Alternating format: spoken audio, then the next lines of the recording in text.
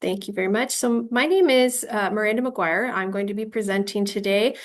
Joining me is my colleague, Carrie Anderson. She is going to be monitoring the chat and answering any questions you may have. So if you do have questions, please feel free to pop them in the chat and Carrie will answer them as we go along.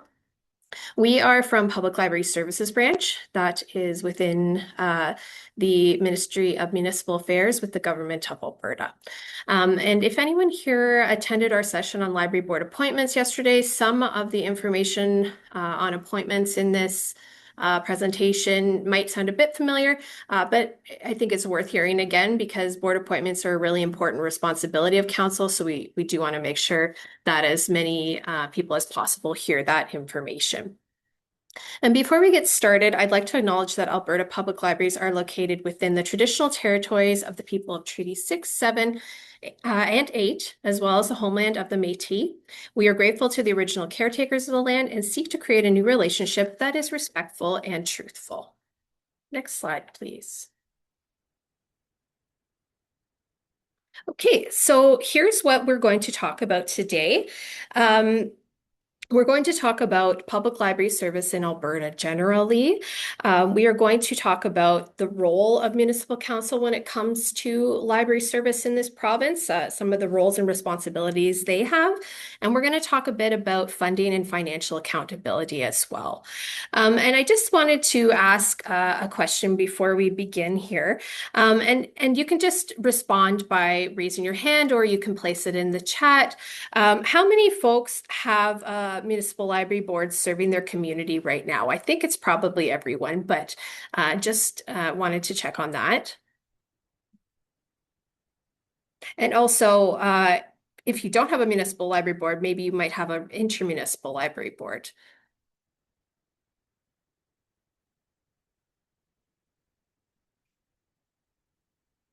Okay, so we've got an intermunicipal board mentioned by Ella, and some other folks are mentioning municipal boards. Okay, perfect. So it sounds like most folks here are living in a community that does have either a municipal or intermunicipal library board.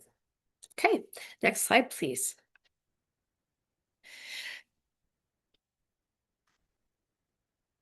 So we are going to talk about public library service in Alberta first, as mentioned. But first, I just wanted to kind of put out a little bit of a poll here and see, but we won't do an actual poll in Zoom. We'll do it through the chat and ask you, next slide, please, what is the legal foundation for public library service in Alberta? If you want to put that in the chat, take your best guess. I think some folks already know. But if you don't, that's okay, because we're going to tell you today.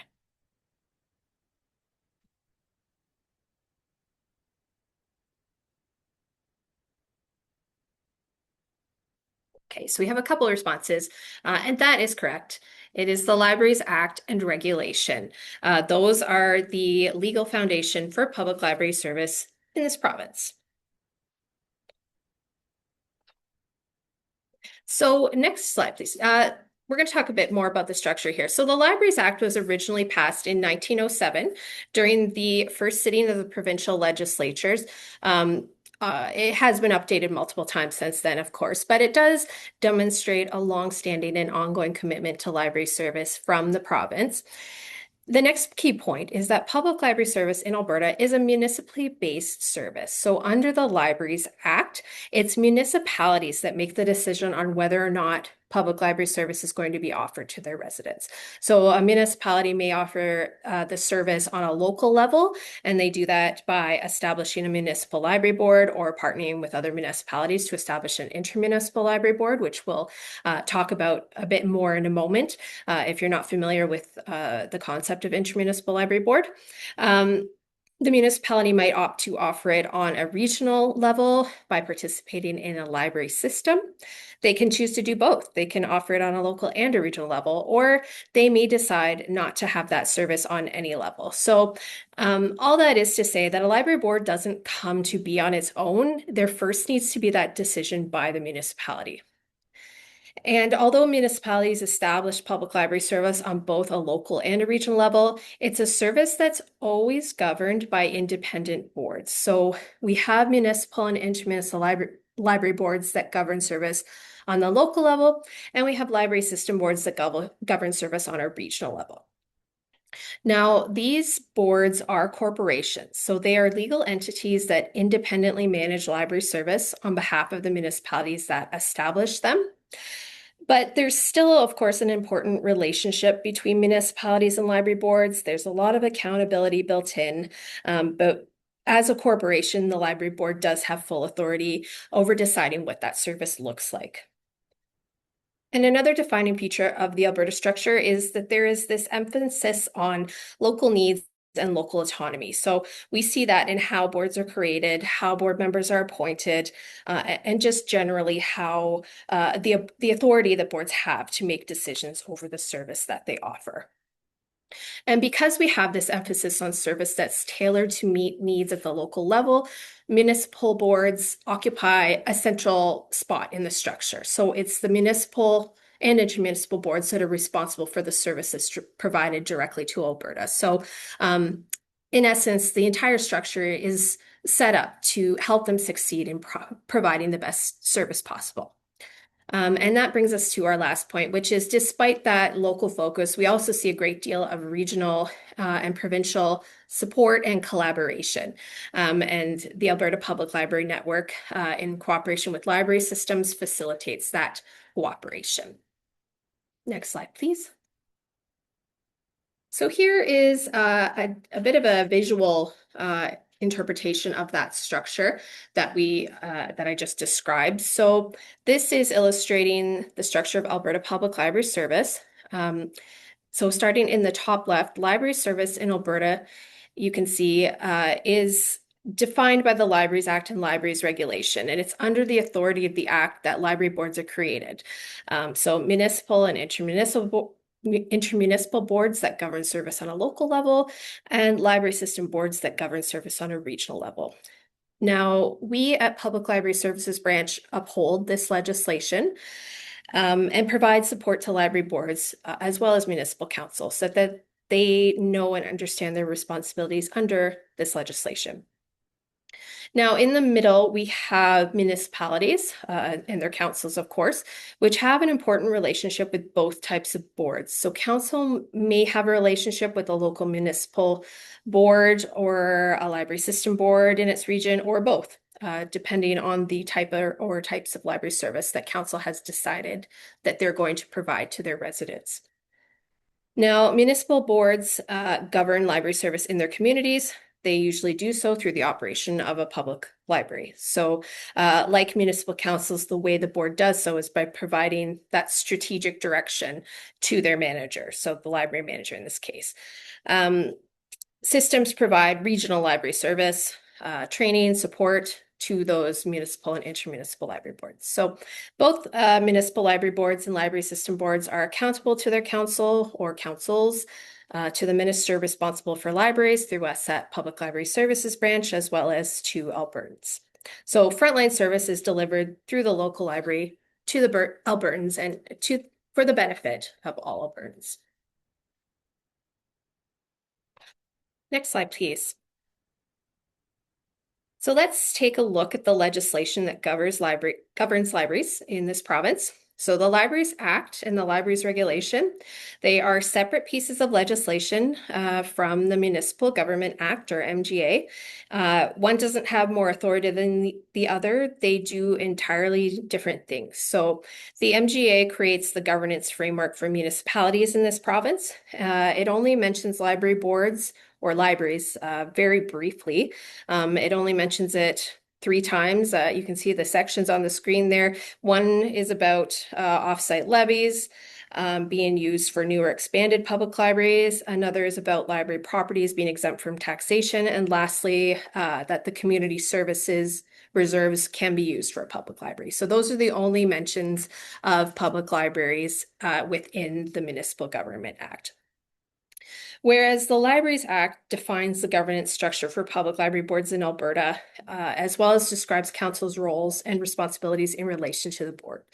So it deals with things like library board establishment, appointment of board members, and library board financial responsibilities.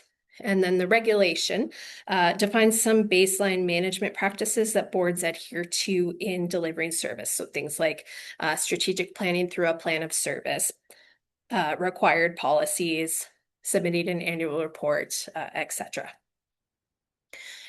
Now, both of these pieces of legislation, the act and regulation, they're what we describe as enabling legislation. So they outline what needs to be done, but they don't tell you how to do it. So they are not overly prescriptive. They give boards the flexibility to offer the kind of service that's going to work best in their individual municipalities. So it really respects local autonomy and local decision making. Next slide, please. So we'll take a quick look at the role of Public Library Services Branch, where Carrie and I work. So Public Library Services Branch, you might hear us refer to as PLSB or the branch. We are part of municipal affairs. So we work with library boards to help them deliver quality public library service. So we have a few things within our mandate that includes administering the library legislation, which defines how the service is delivered in Alberta. We are the only body in the Alberta Public Library structure that has the mandate to answer questions about the legislation. So if you do ever have questions about the legislation, please feel free to reach out. We're happy to help you.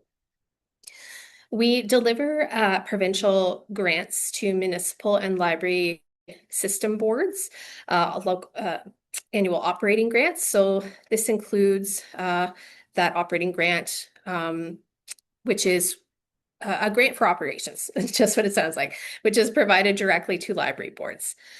We provide training, consultation, and assistance to help libraries and library boards meet their legal obligations.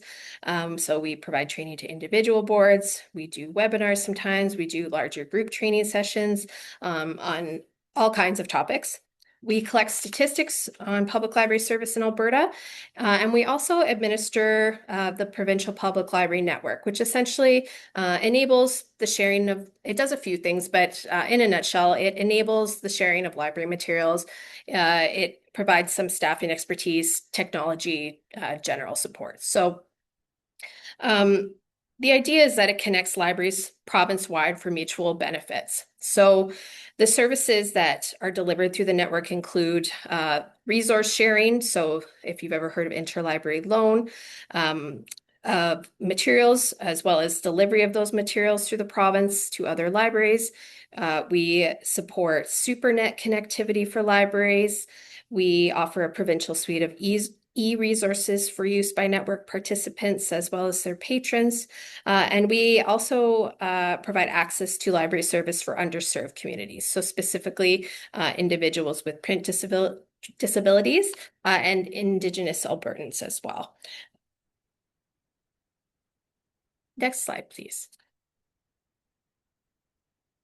So a bit about the Municipal Library Board. When a municipality decides that public library service is going to be offered to its residents on a local level, they have to pass a bylaw to establish the board. So that the bylaw is passed under the authority of the Libraries Act, so not the Municipal Government Act or Societies Act or any other piece of legislation. It is passed under the authority of the Libraries Act. So when council passes that establishment bylaw, the Municipal Library Board is then created. So that is where the board comes from. It's from that local decision of the municipality. They decide to offer the service, and they do that by passing a bylaw to establish the Municipal Library Board. And although library boards are accountable back to their municipal council in various ways, the Libraries Act establishes library boards as corporations when they're formed. So being a corporation, the board does have various powers. So it can do things like hire staff, it can enter into contracts, it can sue, it can be sued. And the board also has a responsibility to manage its own affairs independently of the municipality. So municipal council does not directly control the board or its processes, such as determining meeting times, determining who the officers of the board are, hiring, firing staff, things like that. The board makes its own decisions that it has determined are in the best interest of providing service for the benefit of their community. And upon its creation, the board has, you notice on the screen, it says full management and control. That is of public library service in the municipality. That is from the Libraries Act, section 12.4, that upon its establishment, the board has full management and control of the service in the municipality. So that means that the board has complete authority in determining how it's going to achieve its mandate to provide comprehensive and efficient public library service in its jurisdiction. Of course, there are some pieces that make it accountable to the municipality that established it, as well as the province, which we'll talk about in a few moments. But even though the board is going to, employ staff and partner with other organizations to fulfill its mandate, it is the board that has the accountability. So they're accountable to the public, as well as to the municipality and the province, as mentioned. Next slide, please.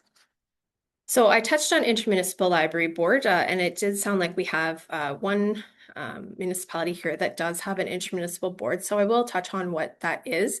You can think of an intermunicipal board as a type of municipal board. So generally, we kind of collectively refer to them as municipal library boards, but just know when we say that we're generally talking about municipal and intermunicipal boards collectively, because they essentially have the same function, but how they come to be and how they their composition is a little bit different. So this type of board is formed when several municipalities pass a bylaw to enter into an agreement to jointly provide library service to their residents. So this agreement is called an intermunicipal agreement. The minimum required contents for that agreement are outlined in the library's regulation. So up to 4 municipalities can enter into this agreement to create an intermunicipal library board, or all of the municipalities within one entire county or municipal district. So they decide to enter into this agreement. The agreement itself does not establish the board, but it starts the process. So once the agreement is completed and once all of these participating municipalities have signed it, it is then forwarded to the minister responsible for libraries, in this case, the Minister of Municipal Affairs, who then can establish the board by ministerial order.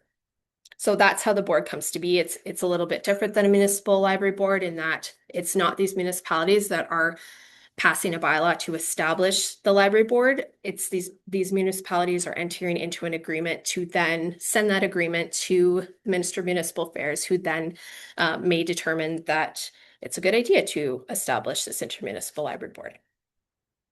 And because there are multiple municipalities involved, the agreement does further define some of the board and council responsibilities. For example, the number of board members to be appointed by each municipality. But otherwise, intermunicipal boards have the same role, the same authority as municipal library boards. It's still a corporation. It still has full management and control of public library service in the jurisdictions they serve. It's accountable to the public, to municipalities, and to the province. There are relatively few intermunicipal boards in the province right now. There's only 7, but they're a unique part of the structure that gives communities greater flexibility in how they offer public library service. Next slide, please. So we'll talk a bit about library systems and the library system board. So library systems, they're essentially a collaboration between jurisdictions. Jurisdictions are primarily municipalities, but they can also include Métis settlements, school authorities, improvement districts, and special areas. The jurisdiction is the member of the system. So it's not the local library board that's the member. There might not even be a local library board. It is the jurisdiction, so the municipality, the school authority, etc. That is who the member is of the system. However, of course, it's going to be the local board that receives the system service. So jurisdictions receive the benefit of system services provided to their their library boards, which supports their local service and just generally results in more library service overall for local residents. So like like a local library, the system is governed by a library board. The system board is responsible for providing services to members as outlined in their system agreement. So these services are intended to benefit all of the members of the system, not only one jurisdiction in particular. Now, the library system board is comprised of board members that are appointed by each jurisdiction that participates in the system. So each system member, so to speak. This board is also a corporation. It also has full management and control of the library system. And of course, like other corporations we've talked about today, this board can hire staff, it can enter into contracts, sue and be sued. It can do all the things that a corporation can do. And in this case, for a library system board, full management and control generally means that the board determines what system service looks like, and it's accountable for the service that the system is going to provide to its members. So they are accountable to their member jurisdictions, to those public libraries that operate in those jurisdictions and the boards, and again, to us at the province as well through adherence to legislation, making sure they're properly using provincial funding, upholding responsibilities in the provincial public library network. They're a collaboration between municipalities. So next, we're going to talk about the role of the municipal council. Next slide, please. And next slide, please. Thank you. So far, we've learned that municipal library boards are corporations. They are separate and independent from the municipalities that establish them. And it's the board that has full management and control of the service and is responsible and accountable for that service. But that does not mean that municipal councils have no role beyond simply establishing the board. Of course, they do have an important role and several roles. If we remember back a few slides ago, public library service is ultimately a municipally based service. So there is a very important and ongoing relationship between a municipal council and its library board. So a few of council's key responsibilities, it's council that appoints library board members. So they appoint all of the board members. They also have the power to remove board members if they wish or unappoint them. They can exercise that power at any time for any reason. Hopefully it is for, a good reason though. Second, it's council that provides funding for library service. So we often refer to council as the primary funder, often because it's the first place that boards look for funding, but also it's also where the bulk of their funding generally comes from. So municipal library boards, they have to annually present a budget to council and make a request for funding. And it's council that determines the level of funding that they're going to provide. So council only approves the funding request, which we'll talk a little bit more when we talk about funding a little bit later on. They don't approve the budget or modify the budget. They only approve the funding request. And finally, council holds the library board accountable for its finances. So the board has to have their finances reviewed annually, and it's council that sets that level of review that is required and approves the individual or the firm that the board selects to conduct that review. So hopefully what these highlights demonstrate is that municipal council plays a critical and ongoing role in enabling boards to operate. And while boards are independent, there are various measures in place to ensure boards remain accountable for the service they provide. Next slide, please.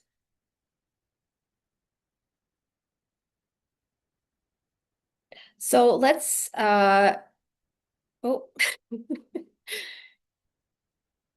yes, thank you so much. Okay, municipal library board establishment. So let's take a look at council's, that's okay, Carrie. Let's take a look at council's role with the board, starting with the establishment of the board. So we talked about the boards are formed under the authority of the Act. Council will pass a bylaw to form the board. We do actually have a template if you are interested in seeing it for an establishment bylaw for establishing library boards. This establishment bylaw only needs to establish a board. That's all it does. It doesn't need to include a lot of information in it. It's kind of a simple bylaw to just get things going.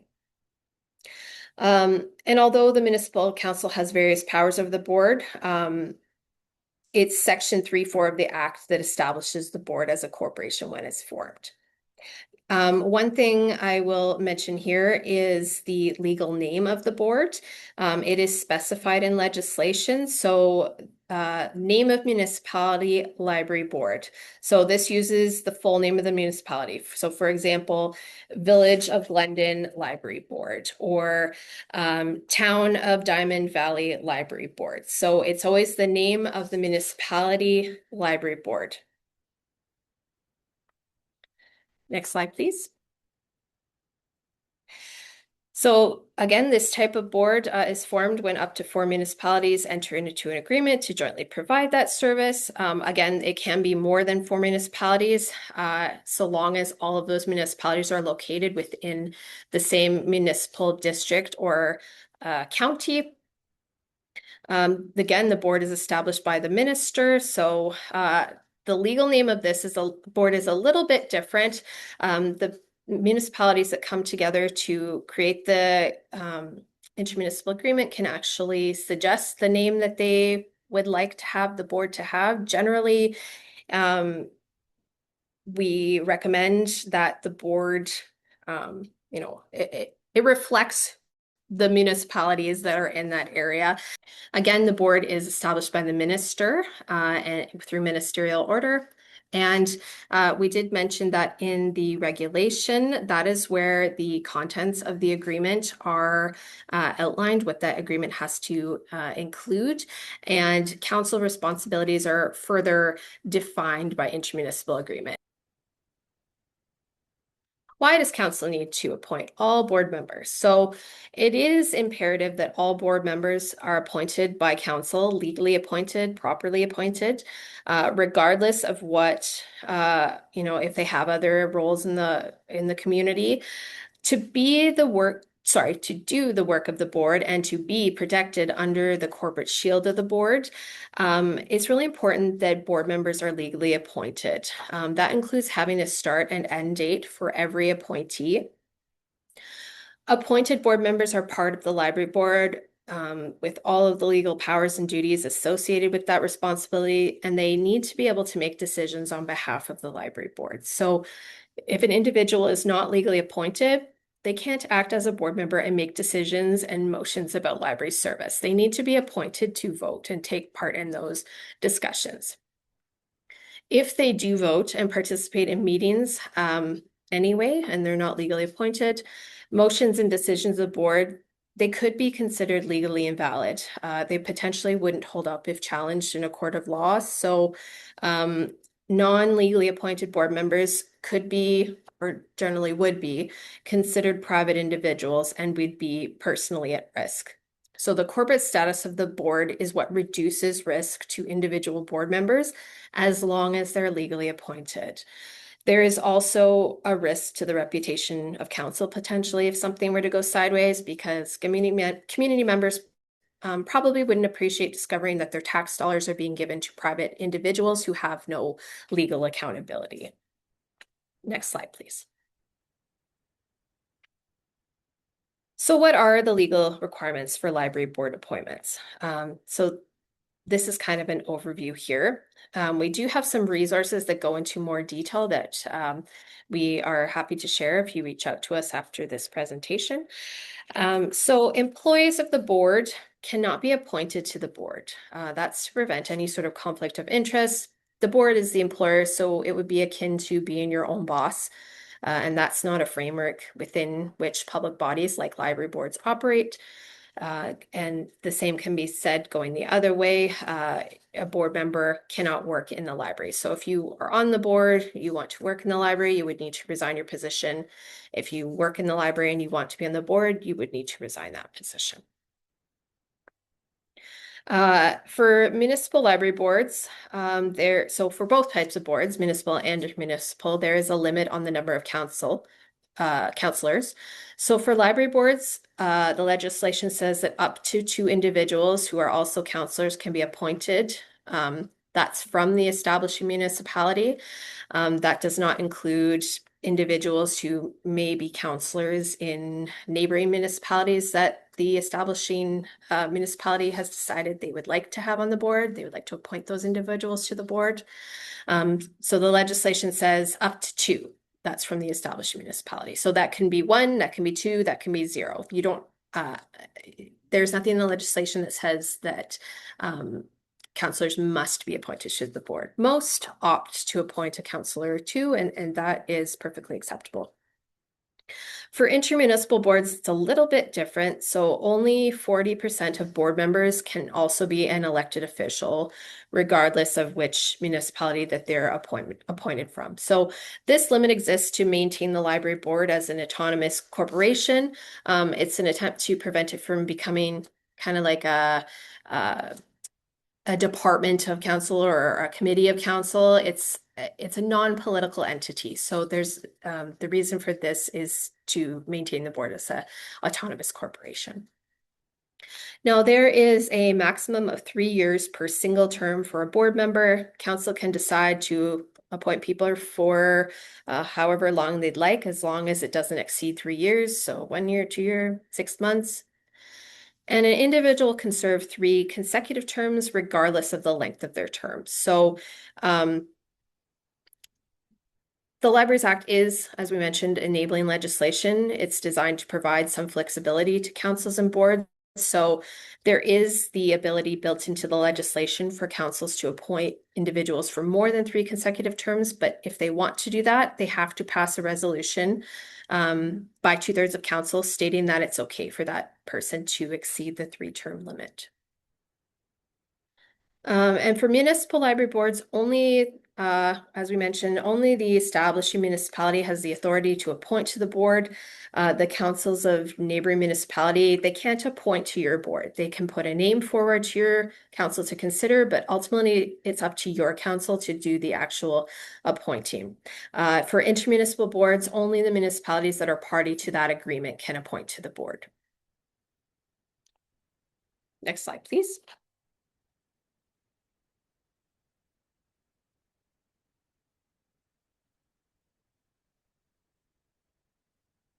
Okay, so appointing to any type of library board. So just some general things to know. Appointments have to be made by council. Board, individuals can't say, I'm on the library board now. It has to be council who is making the appointment, the legal appointment. Council cannot appoint an individual to a position on the board, such as a chair. So library boards have the authority to choose their own chair and any other officers that they consider necessary to have. That is within Section 32 of the Libraries Act. So it's the officers are elected by the other board members from among their members. They determine who are going to sit in the officer positions. As we mentioned, employees of the board can't be board members. Motions for all board appointments should include a start date and an end date for every term. These dates should include a day, month, and year so that it's really clear who's responsible for fulfilling the duties of the board and at what time. So it's not enough to say that an appointment expires January 2028. Is that the beginning of January? Is that the end of January? We don't know. So it's important to say, January 15th, 2028, or whatever the date of expiry is so that it's really clear what the length of the term is and when it expires. Because again, we don't want a person's term to expire. They think that they are still on the board when they are in fact not a legal board member. They are making decisions, they are voting when they legally shouldn't be doing so. Board terms cannot, our member's term cannot exceed 3 years.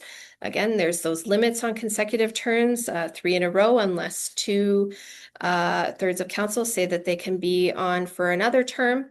And there's also no residency the requirement on library board appointments. So individuals don't have to live in the same municipality as the board. Council can appoint people from other jurisdictions if they choose, such as a neighboring county. Next slide, please.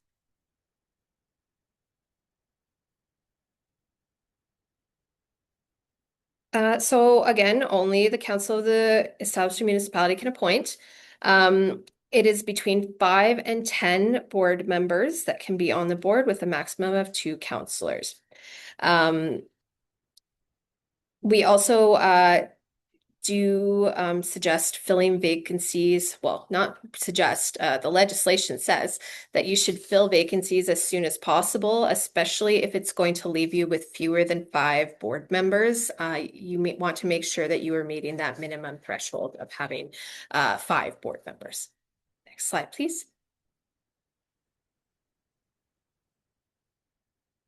So only parties to the intermunicipal agreement can appoint. In accordance with that agreement, this board is a little bit different in that it can have between 7 and 15 board members, no more than 40% who are councillors of those are councillors as part of that membership. Again, same deal. It's still terms up to 3 years, 3 consecutive terms. That doesn't change for intermunicipal boards. That is the same as a municipal board. And again, make sure you're filling vacancies as soon as possible, especially if you're going to dip below the minimum 7-member threshold. Next slide, please. A bit about counselors on library boards, on municipal and intermunicipal library boards specifically. So library boards, as we've mentioned, they're not required to have counselors appointed to them. There are a few small number of boards that don't have any, but most opt to. So it's important to remember that municipal councils appoint individuals to municipal and intermunicipal library boards, not representatives or positions. Everyone who is appointed to a board is appointed as an individual. So they, of course, may have other positions. They may be counselors, they may be on the school board, they may be business owners, etc. And they're going to bring those skills and knowledge with them to that position, to the board table, and it will help the board make decisions. But when it comes down to voting, you're voting as a library board member during library board meetings. You're wearing your library board member hat as opposed to your counselor hat, your school authority hat, etc. So they have to be appointed the same as all other board members. All board members are responsible to act in the best interest of the library and the community it serves, regardless of any other roles or positions that they may hold. Next slide, please. We'll talk a bit about library system board appointments. And when we talk about library systems, I think that hopefully everybody here knows what the library system is, but Yellowhead Library System, Peace Library System, Northern Lights, Chinook Arch, etc., those library systems. So we're talking about the boards of those library systems. So as we mentioned, these are collaborative organizations that are made up of member jurisdictions. They have decided that they are going to combine resources to provide regional library services that are benefiting all of the jurisdictions that are part of that system, not only a few, but everybody. So the governing body of each of those jurisdictions, in this case, it would be council, they can appoint one individual to represent the jurisdiction of the library system. So unlike municipal or intermunicipal boards, each system board member doesn't sit as an individual, but they do sit as a representative of the member jurisdiction or the municipality that appointed them to the board. So appointments to system boards, likewise, they're covered in the Libraries Act and the Libraries Regulation. System boards don't have a minimum or maximum number of board members to be on the board because there's not a minimum or maximum number of library system member jurisdictions. Now, this board is made up of representatives from each member jurisdiction. Library system board members don't have to be counselors. We often see counselors on these system boards, and that's perfectly fine. But just so you know, it doesn't have to be a counselor that's appointed to this board. And as with municipal boards, a library system board member can be appointed for a term of up to 3 years. But it is a little bit different in when it comes to consecutive terms because a system board member can be appointed for 9 consecutive years before requiring that approval of at least two-thirds of the appointed council to exceed that limit. So the limit is based on the number of years served on the system board as opposed to terms. So it's a little bit different in that way.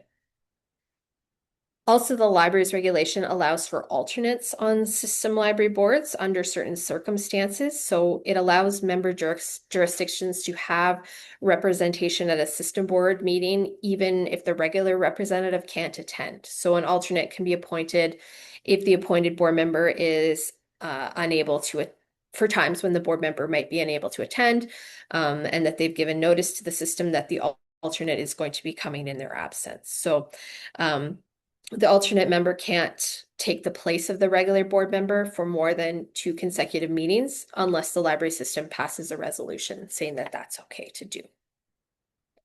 Next slide, please.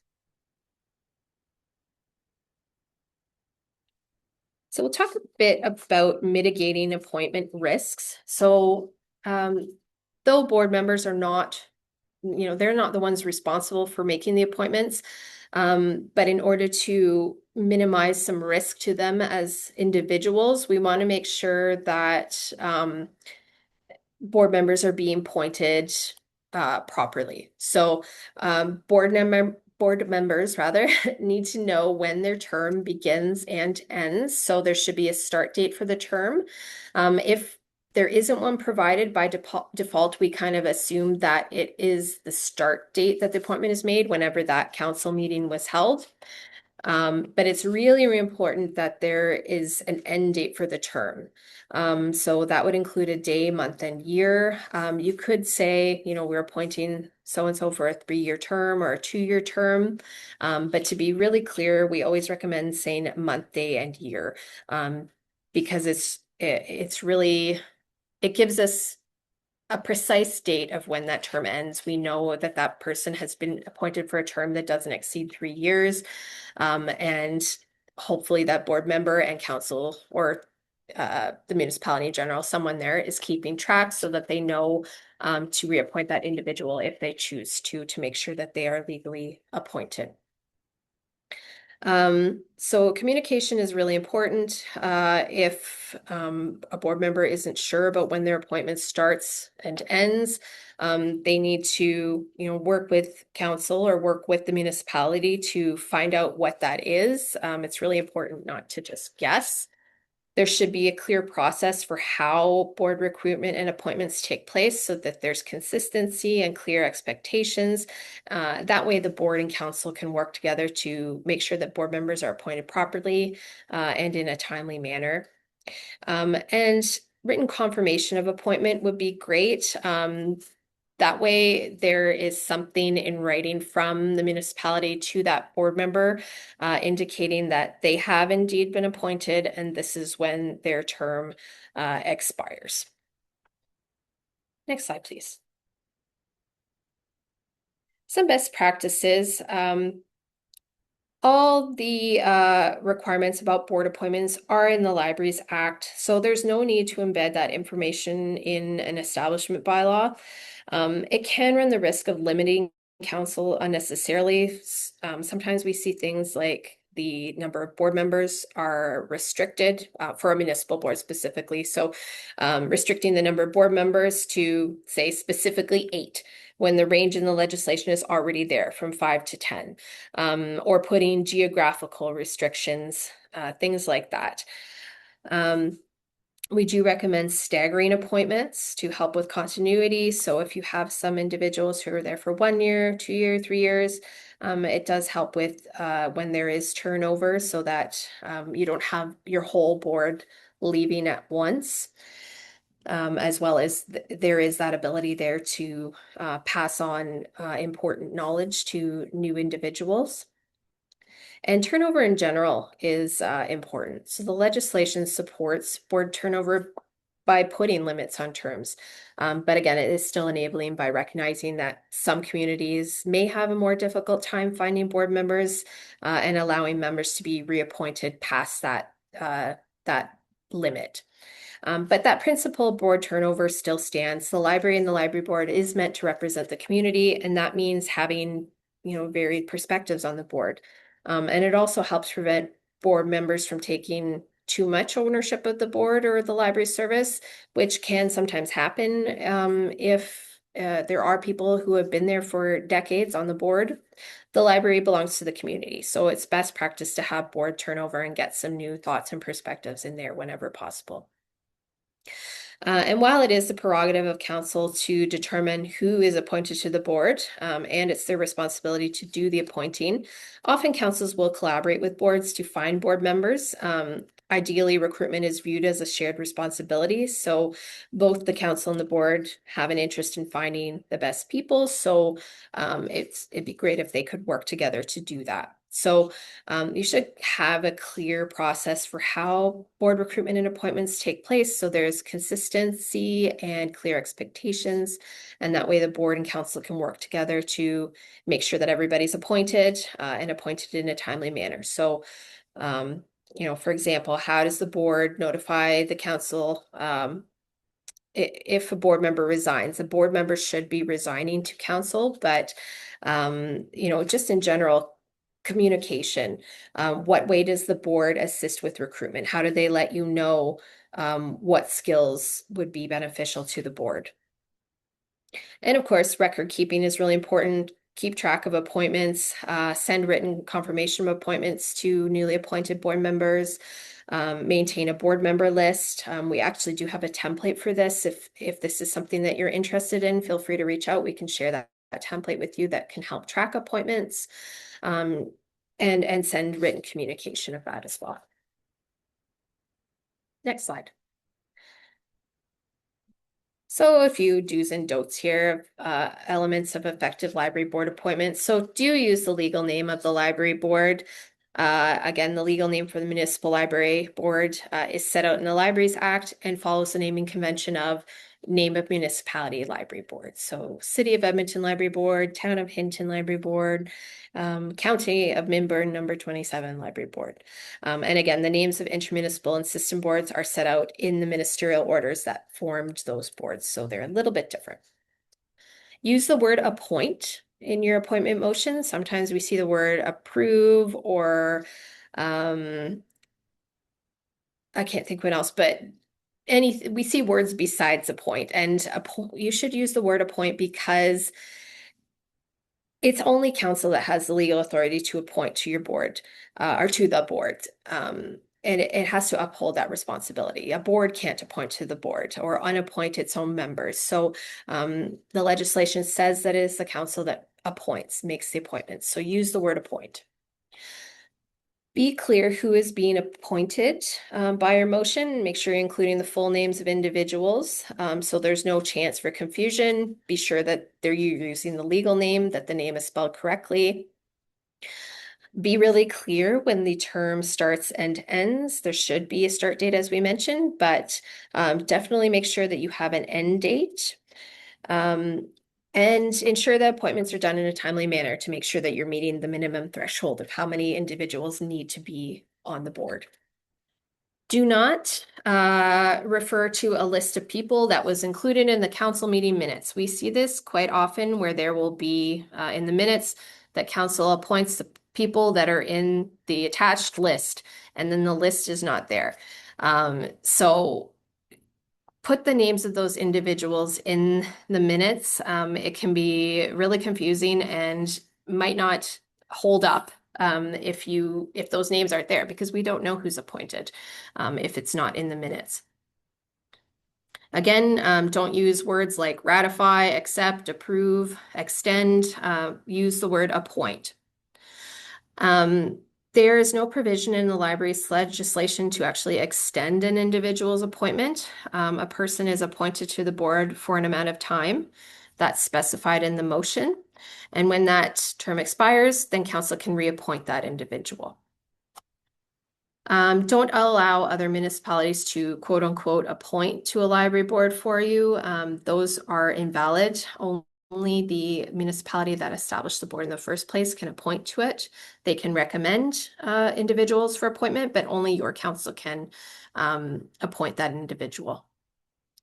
There's no provision in the legislation for retroactive appointment. So that means that if council is making the appointment on October 31st, 2025, they can't say the start date was back in May 30th, 2025. It's from, there's no, as I said, no provision for retroactive appointments. And make sure that you are specifying dates so that the terms don't exceed the 3-year maximum. Next slide, please. We are now going to talk about our last section, which is about funding and financial accountability. So let's start by taking a high-level look at library funding. Now, the board has a responsibility to secure adequate funding for library services in its community. And their funding, municipal and intermunicipal boards, their funding comes from 3 main sources. So the first one is the municipality or municipalities in the case of an intermunicipal board. Because the service is considered municipally based service, the municipality that established the board is considered that primary funder, as I mentioned. And again, for intermunicipal boards, the parties to the agreement are considered the primary funders. Now, this funding is referred to as local appropriation. We'll talk about that a bit more shortly.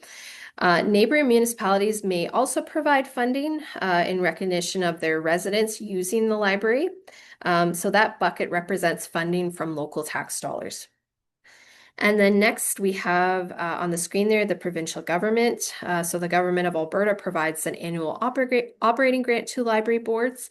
This funding is from provincial tax dollars. It's meant to supplement funding that's provided by local municipalities. And then we have other funding sources. So this can supplement tax-based funding received from the municipality and the province. Library boards are able to generate revenue from collecting fees and fines, donations, bequests, fundraising.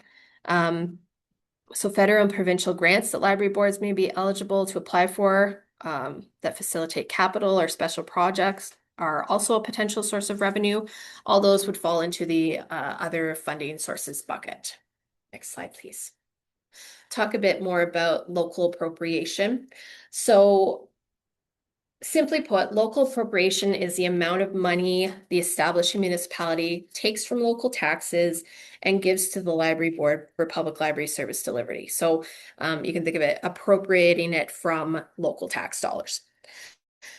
Library boards are required by the Libraries Act to submit the estimate of money required to municipal council for the following year, and the municipality can approve that estimate in whole or in part. So when it's being asked for, it's referred to as the estimate in legislation.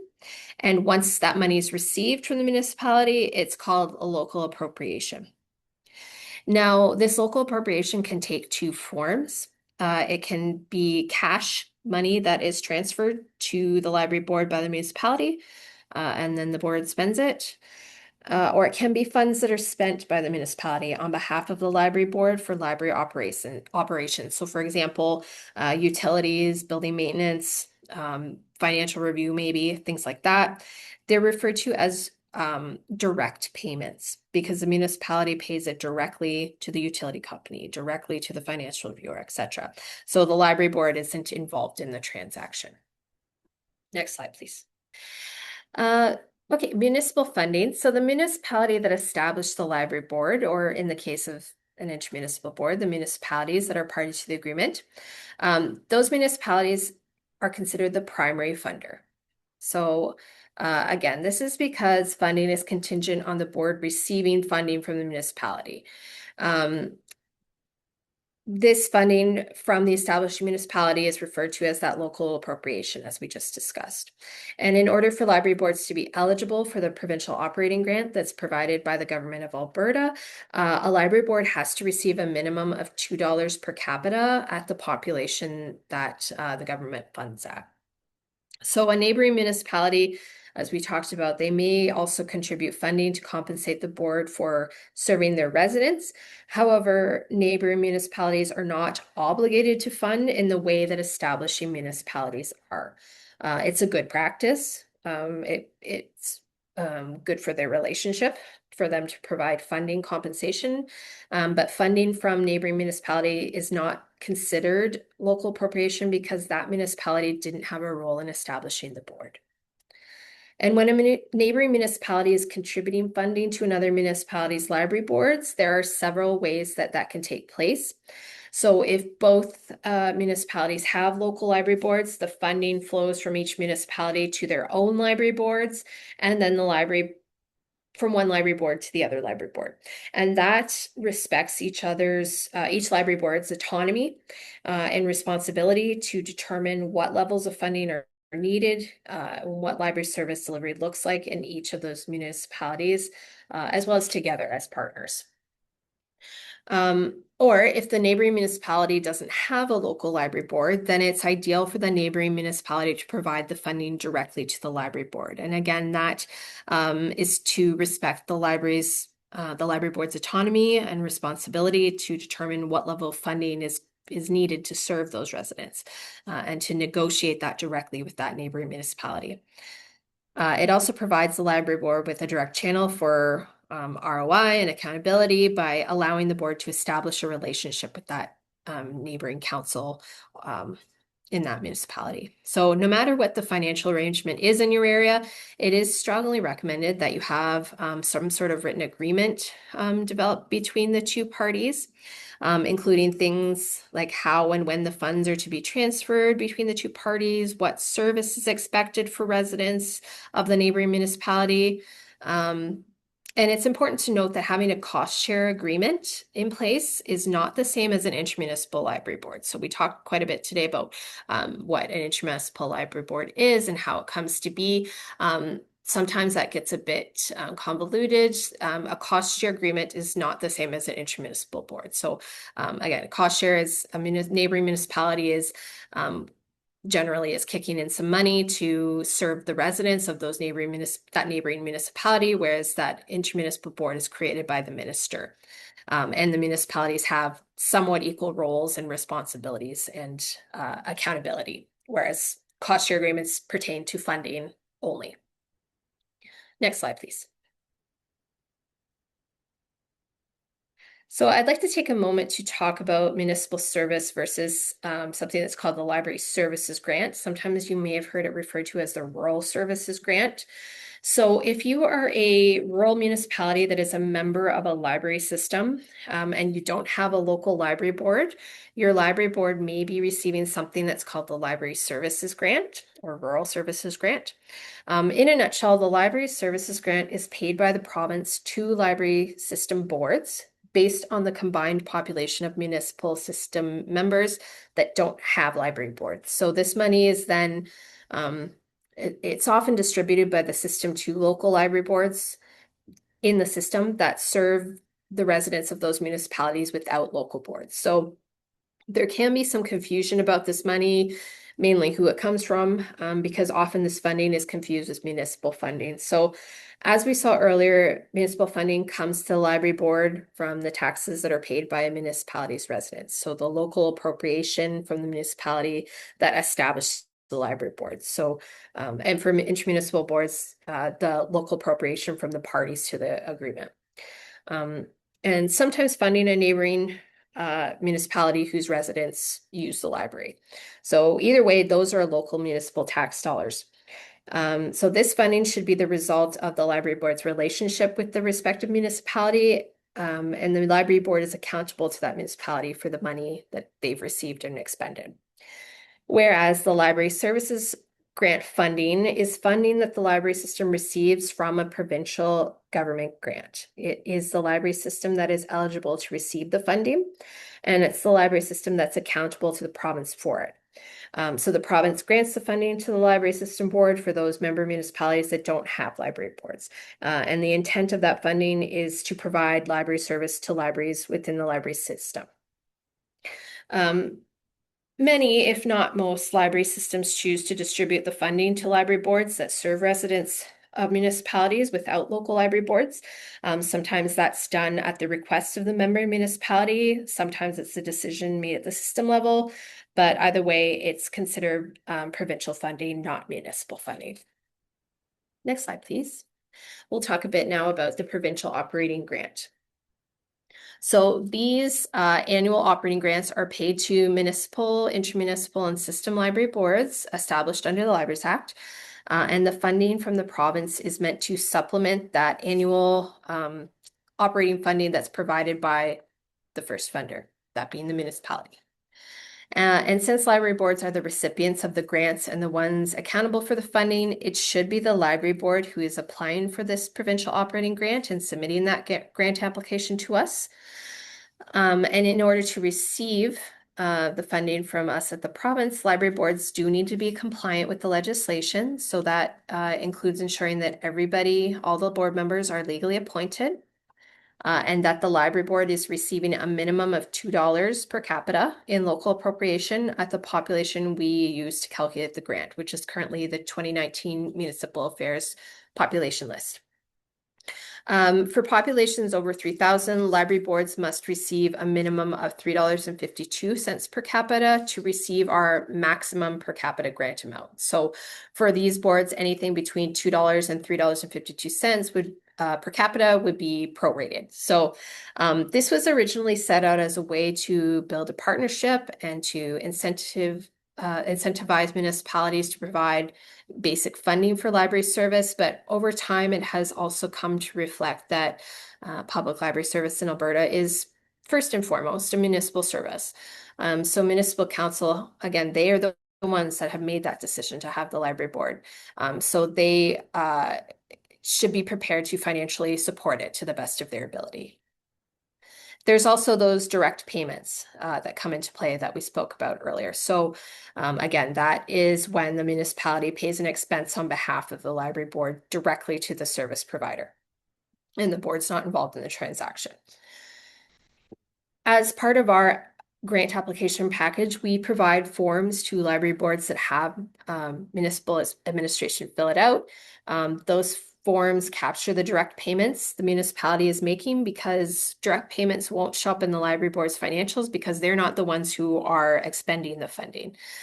So we do have a direct payment form for the financial review and one for the budget. And then we add these reported direct payments to the cash transfer that the municipality provides to get that total amount of local appropriation. So if the municipality is making these types of payments, it's in the municipality's best interest to report them, because then we have like an idea of what your total local appropriation is, and we can fund the board accordingly once we know what that is. Next slide, please. So this diagram here, we have a summary of the funding sources. This is kind of a visual interpretation of that funding. So in the top, we have the establishing, at the very top of the screen, we have the establishing and neighboring municipalities. That's where those municipal tax dollars come from. At the bottom, we have the provincial tax dollars through the library operating grant and the library services grant. We have the core funding that represents the establishing population. And on the right, we have more optional funding, which represents neighboring funding, such as self-generated income like fees, fundraising, ways in which the library board raises its own money. Next slide, please. So we'll talk a little bit about how council funds the library board. So the Libraries Act says that the municipal board must submit its budget to municipal council each year.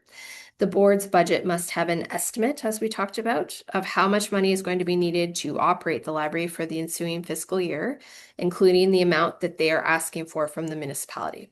And the amount provided by the municipality is called the local appropriation. And again, for intermunicipal boards, the date that the board has to, it's a little bit different because the date that the board has to submit their budget to each council, and the proportion of funding to be paid by each municipality that's party to the agreement is spelled out in the intermunicipal agreement. So again, when it's being asked for, it's the estimate. When it's being received, it's the local appropriation. After it's received, it's the local appropriation.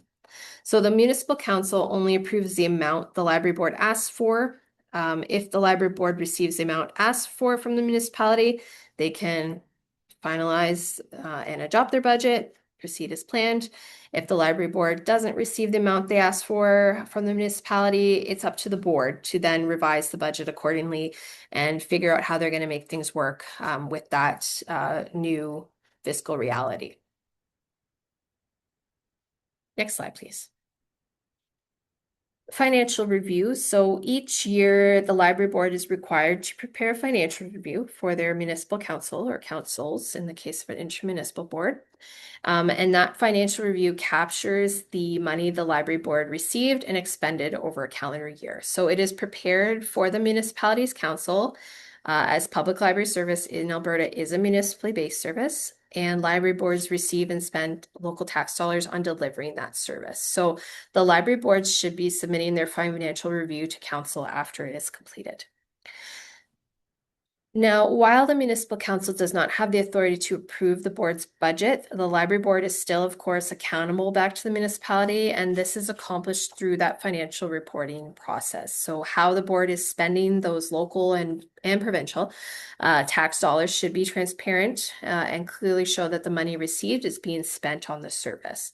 That's why it's up to council to determine the level of review. So if council has decided that the board needs an accountant review, they need a full audit, they just need a notice to reader, that's for them to decide. So it's not the province that decides, it is council that determines that level of review.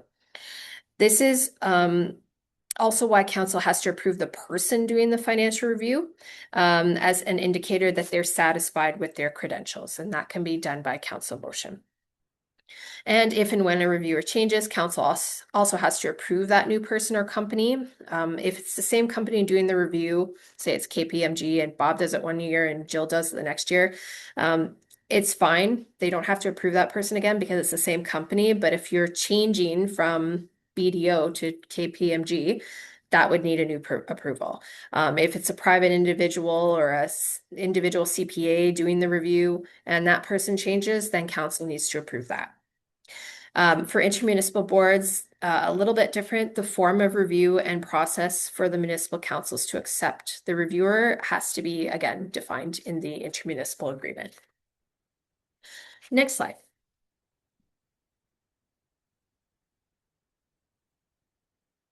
Agreements for service. Beyond providing funding, councils may also choose to support their local board in other ways.